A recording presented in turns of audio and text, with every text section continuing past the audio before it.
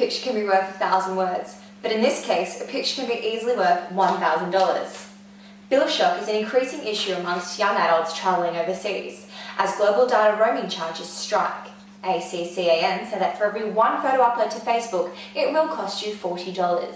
As Australia has one of the highest global roaming charges in the world, changes have been implemented to reduce bill shock. Australians do pay a huge amount for global roaming. Our global roaming rates are some of the highest in the world. Having said that, there's some pretty clear evidence around that providers are charging a huge markup on what they're being charged from overseas networks. Now, there's pretty clear evidence that Telstra, regardless of what they're getting charged from their customer, they're putting a really big price hike on that by the time it ends up to you. So we've seen bills that are, the highest one I've ever personally seen is $100,000, but we had a student last year that came to us and she had a $9,000 bill for a 2-week holiday in New York.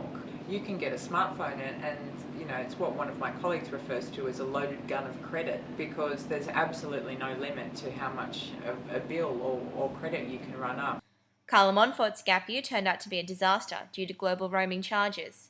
Carla and her mother say they were unaware of the extremely high bill and their carrier should have notified them before letting it get to such a cost. Financially, I couldn't support myself overseas anymore. Basically, this was due to my phone, and I racked up a really huge phone bill overseas. And it wasn't until, 5 months into my trip where I had no more money to continue to travel. I had to call my mum to bail me out, and originally I came home earlier than intended. My carrier at the time should have let me know, or just notified me along the way that I exceeded my bill, and it was just out of this world to be spending that much money in so little time. And as a student, I had no idea, and it's something they should have told me before I went away, or even during my trip, just to let me know how I was going, or just to make sure that everything was okay. But I didn't receive a call, an SMS or an email at all, which is actually quite scary. I was very supportive of Carla taking a gap year and going overseas. I think it's very exciting and every child should have that opportunity to do so.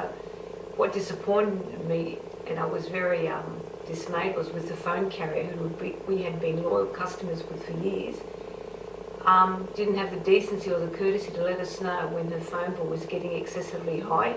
Yet if we don't pay in time, they're on the phone asking where the money is. But when a phone bill gets to those sort of amounts, I think they have a duty of care and responsibility to let their customers know what's going on. Telstra says it's making efforts to make consumers more aware of global data charges in order to avoid bill shock. As a store, we're not allowed to actually put international roaming onto a customer's account.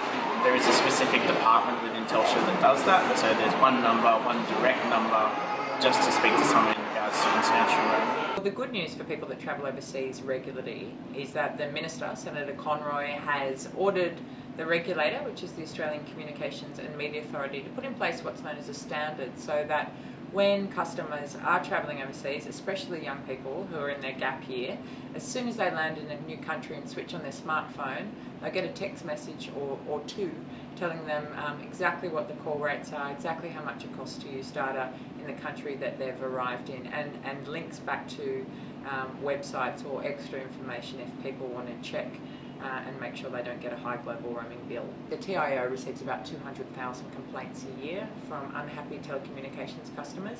You're well within your rights to complain if something goes wrong and your provider can't fix it for you. So please, my message to young people is know your rights and make a complaint and go to the TIO if your provider can't help you. You're watching UTS News. I'm Laura Morelli.